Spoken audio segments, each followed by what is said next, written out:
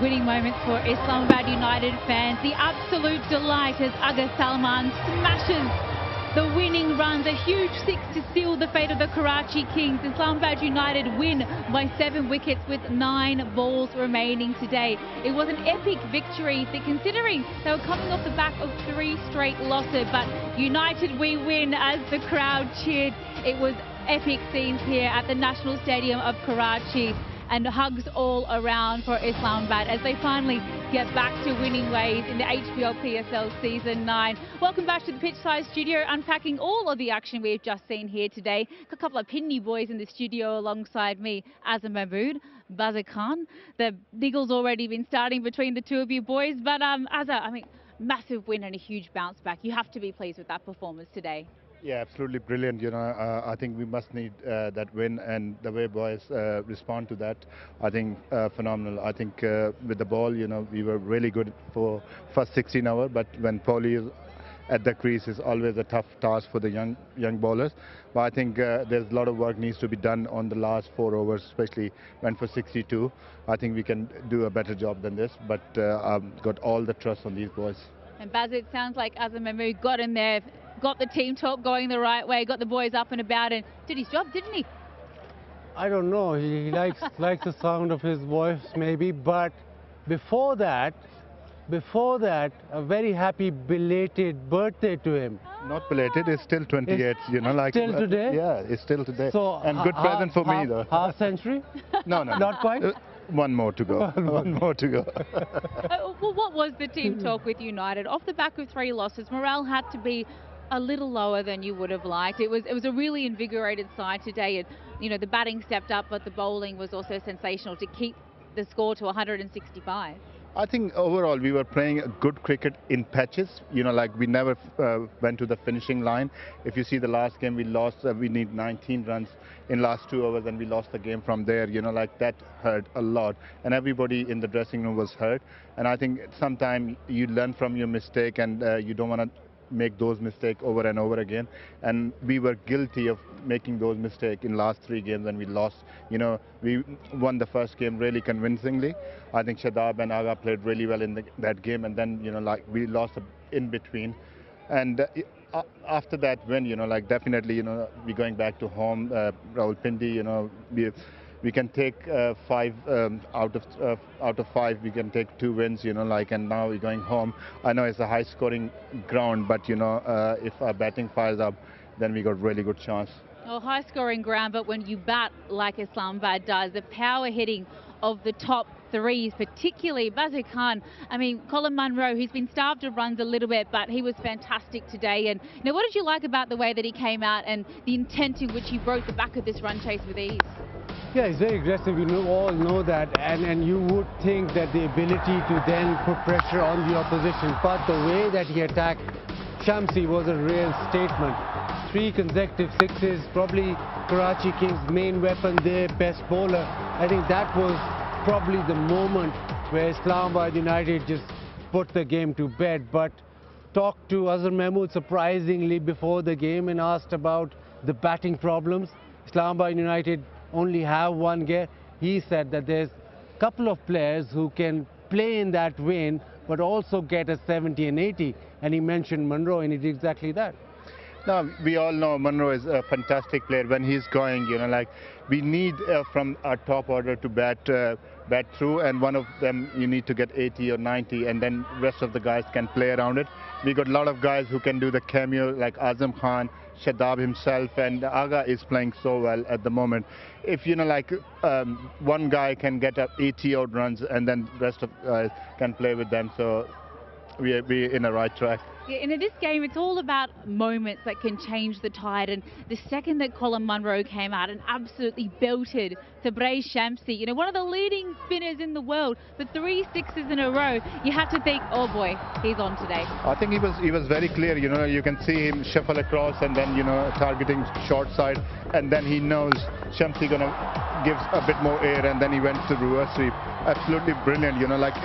I like about this hitting, he was clear about his plans, what he wants to do. Absolutely, and having a partner top of the order in Alex Hales, obviously at the English international Azam Khan, the two of them, like no one was going and watching the other one. They really stepped up and took the momentum with each other, and 47 for him today, an important partnership which truly broke the back of the run chase early. Yeah, absolutely. When Islamabad United get runs at the top of the order, they normally win. The problem comes when they lose one of those openers or both of the openers. Then there's a bit of a stutter. But the batting, it seems as if they know the mojo how to play.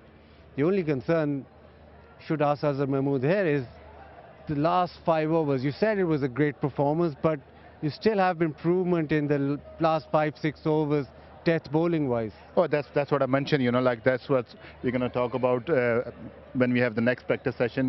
We're going to work on those things. And it's always tough, like Hunain, I thought Hunain bowled the 16th over really well, only went for 2 runs, and then he bowled a no ball in the second last over, and then went for 20.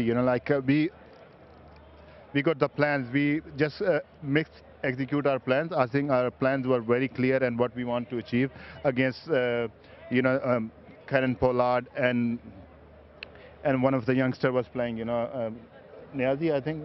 Niazi was batting. I thought our plan was right, but we didn't execute. Execution of the plan wasn't right there. And hard on your mouth stuff too, considering the concussion that almost happened between the captain and Alex Hales. Hard on your mouth stuff, right? You're thinking, oh my gosh, you guys are so crucial to our run chase. Are you okay? Oh no, absolutely. It was a miss. Very sad to see that. I've seen this happen before, and I was really worried about for both of them. And suddenly, luckily they didn't get hurt in this occasion. So I'm very pleased with that. It was absolutely heart in your mouth stuff to watch, but luckily Alex Hales, he comes out, and Bazit, I think when he makes some runs, the headache probably hurts a little bit less, doesn't it? Yeah, I think if he caught the catch, maybe the headache would. The real question here is that now Islamabad United go to probably the greatest ground in the world, Rawalpindi. Sounds like a true Pindi homeboy. I love it. and Islamabad United do play well there. It's a smallish ground. Will that play right into Islamabad United's hands, or do we expect them to be favourites there? No, you can't expect them to favour us in that ground, particular, like the high-scoring ground, balls fly there, and you have to execute your plan really well if you want to be in the game. So yes, we know it's a high-scoring game. I think 200 runs in par score. We saw last year, 240 being chased twice in that ground. So anything can happen, but if we can stick to our basic and stick to our plans, so I think we will be fine. Well, all the best, Azam Mahmood. Thank you so much for joining us here at the Pitchside Studio. We'll let you go. Get ready. You get to go home and put on a performance in front of the Pindi crowd, and good luck with everything. Thank you very much for having me. Absolute pleasure.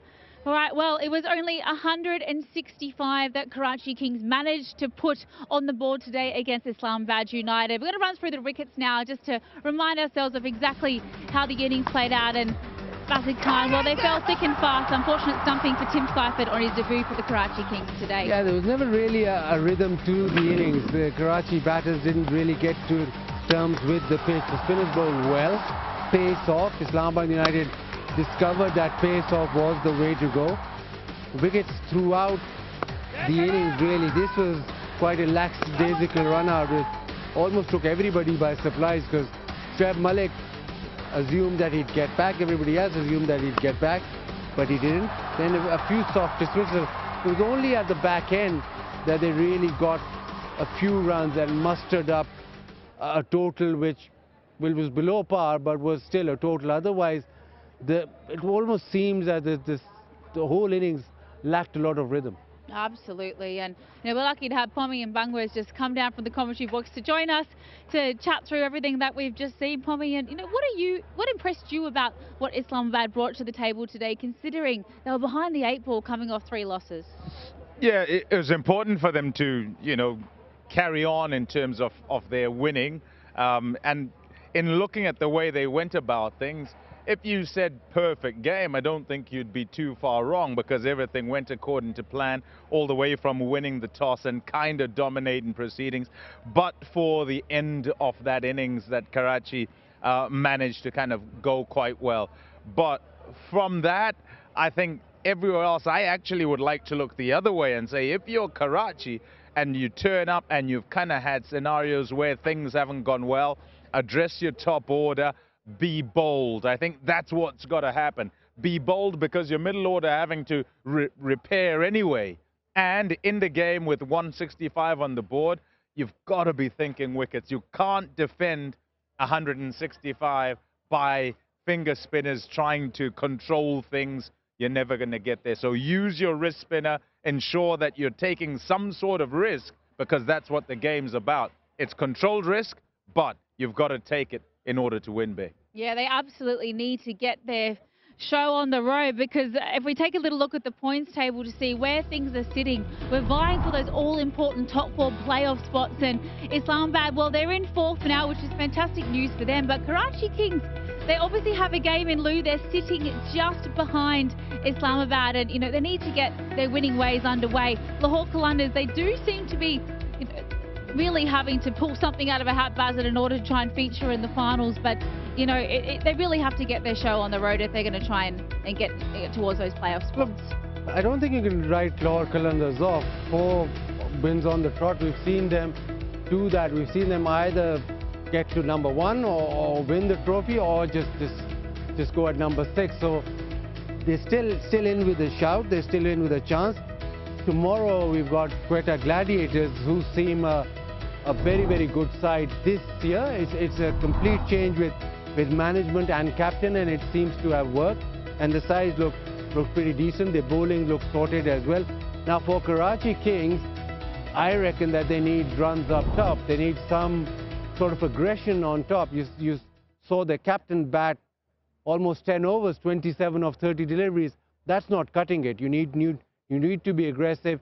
You need to take a bit more risk to actually get a result. You can't be conservative again tomorrow here at Karachi. Yeah, no time for them to really think too much and lick their wounds, Pommy. They have to come back tomorrow up against Quetta, who've been a well-improved side this season. What do you think Karachi has to do better tomorrow? If they just sit back as they've done today and expect that some things are going to be given to them, well, they're not going to get a whole lot. And if you play that way, that you take what you're given, then you're not going to win too many games, because all the teams are quite good and they're trying to do their disciplines in order that you don't get much as the opposition. So risk it for the biscuit, as some might say. And so, yeah, you've got to go that way. If you really have to, and you were talking of aggression, you've got to be aggressive.